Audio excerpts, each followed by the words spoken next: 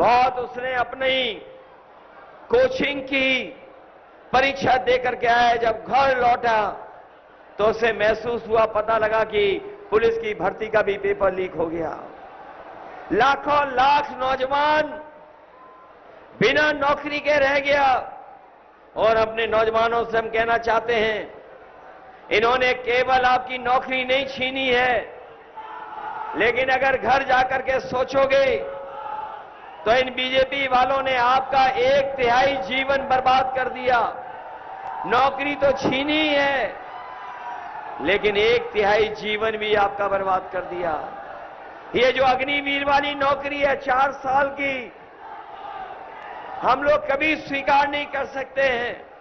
अपने नौजवानों को भरोसा दिला के जा रहे हैं, जो कभी फौज के लिए तैयारी करते थे। यह फौज में अग्निवीर व्यवस्था है 4 साल की, हम समाजवादी लोग स्वीकार नहीं कर सकते हैं। ना इसमें आपका सम्मान है, और अगर शहीद भी हो गए तो भी आपको सम्मान नहीं मिलेगा।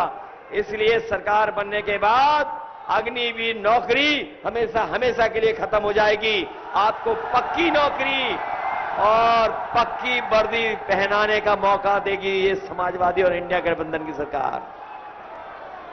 मैं कभी कभी अपने खाकी वर्दी पहने हुए भाइयों को देखता हूं और मैं उन्हें कहना चाहता हूं कि जैसे जबरदस्ती आपको वैक्सीन लगवा दी, अभी तो फौज की 4 साल की नौकरी हुई है, ये बीजेपी वाले आ गए तो हमारे खाकी वर्दी पहनने वालों की भी नौकरी 3 साल की कर देंगे। ये कहते हैं कैसे संभव है? ये कभी कभी प्रेस के लोग पूछते हैं कैसे संभव है।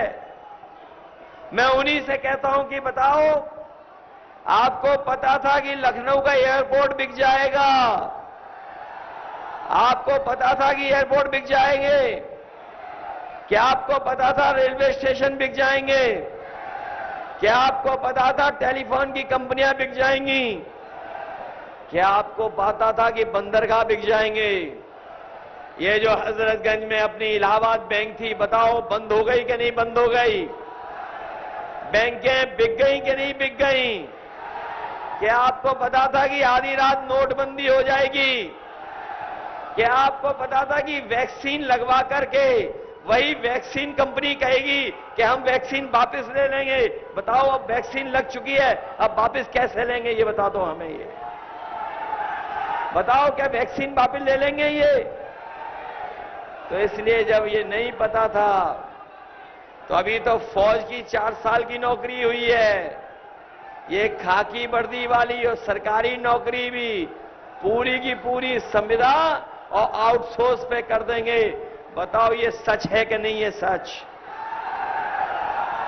जो लोग जानकार होंगे वो जानते होंगे कि आईएएस बनाने का जो काम हुआ था लेटरल एंट्री से, जिसमें कोई आरक्षण नहीं है, बाबा साहब भीमराव अंबेडकर जी वाला, वो लेटरल एंट्री वाले 3 साल की नौकरी कर करके भारत छोड़ के चले गए।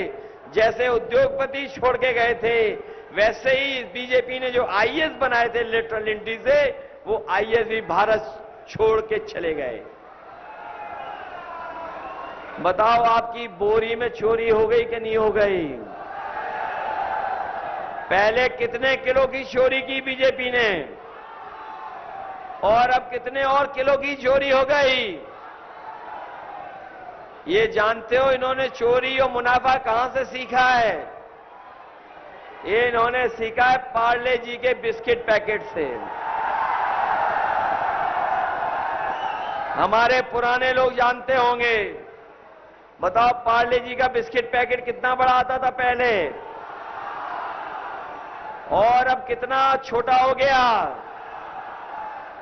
सुनने में आ रहा है 5 बिस्किट का पैकेट हो गया। ये बीजेपी वाले आ गए तो आपको 1 बिस्किट वाला पैकेट खरीदना पड़ेगा। वो बताओ, महंगाई बढ़ गई कि नहीं बढ़ गई? डीजल महंगा हो गया कि नहीं? पेट्रोल और आपकी मोटरसाइकिल 10 साल पहले कितने रुपए की थी और आज मोटरसाइकिल कितने रुपए की है? बाजार में दवाई महंगी हो गई कि नहीं हो गई? और सोचने का समय तो तब लगता है, सोचना तो तब पड़ता है। पहले हम लोग अपना जो बुखार ठीक करते थे वो पैरासीटामोल की 500 mg की गोली से बुखार ठीक हो जाता था। अब बताओ बीजेपी की सरकार में डोलो वाली जो नई गोली आई है, बताओ 650 mg खाना पड़ रहा है कि नहीं खाना पड़ रहा बुखार उतारने के लिए? और जाना मेडिकल स्टोर पे देखना कि हर दवाई महंगी हो गई कि नहीं हो गई?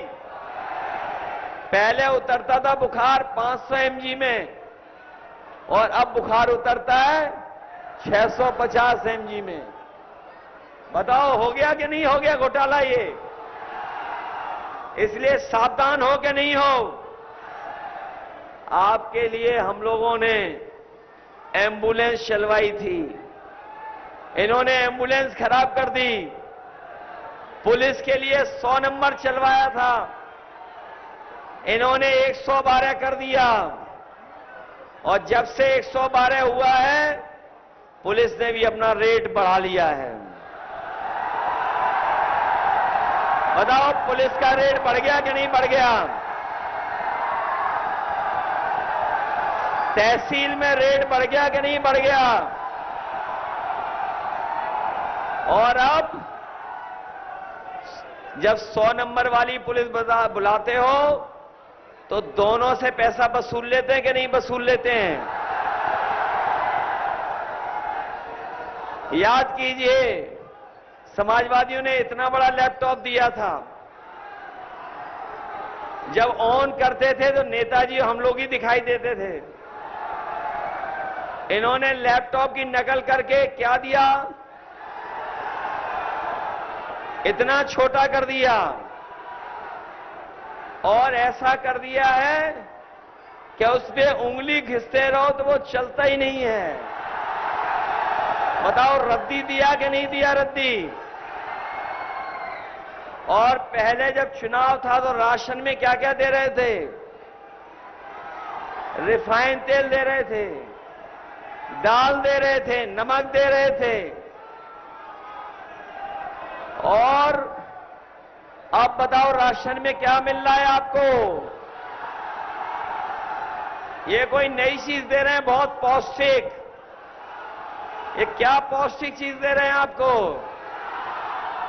इसलिए समाजवादी पार्टी ने तय किया है राशन की गुणवत्ता भी बेहतर करेंगे।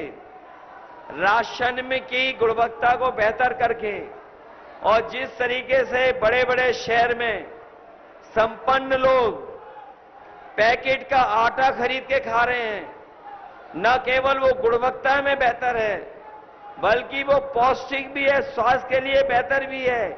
समाजवादी पार्टी जहां राशन की मात्रा बढ़ाएगी, राशन की गुणवत्ता बढ़ाएगी, वहीं पैकेट का आटा गरीबों को देकर के आटा के साथ साथ डाटा भी फ्री देने का काम करेंगे। बताओ आज डाटा महंगा हो गया कि नहीं हो गया? पहले ये मोबाइल कंपनियां आई थी तो डाटा फ्री दे रहे थे और आज पैसे ले रहे हैं, मुनाफा कमा रहे हैं। इसलिए समाजवादी पार्टी और इंडिया गठबंधन ये आने वाले समय में गरीबों के राशन की गुणवत्ता बेहतर करेगा, पौष्टिक आटा देगा, वहीं आटा के साथ साथ डाटा भी फ्री देने का काम होगा। इसलिए मदद करोगे? जहां आप आर.के. चौधरी जी को रिकॉर्ड वोटों से जिताने जा रहे हो, वहीं हमारे रविदास जी को भी जिताओगे? ये हमारे विधायक ऐसे हैं, धीरे धीरे चलते हुए जीत के दिखा देंगे। और 10 साल में बताओ क्या किया सांसद लोगों ने? कुछ दिया आपको? और हमारे नौजवानों, याद रखो, पूरे उत्तर प्रदेश में 60 लाख ऐसे बच्चे हैं जिनके परिवार के मां बाप भी सरकार से नाराज हैं, क्योंकि परीक्षा रद्द करके न केवल नौजवानों को दुखी किया है बल्कि उनके मां बाप को भी दुखी कर दिया। और यही 60 लाख अगर हम गुणा कर दें 3 से तो 1 करोड़ 80 लाख बनते हैं, और यही 1 करोड़ 80 लाख का अगर हम भाग दे दें 80 लोकसभाओं में तो 2,25,000 वोट हर लोकसभा में इनके खिलाफ खड़े दिखाई दे रहे हैं। 2,25,000।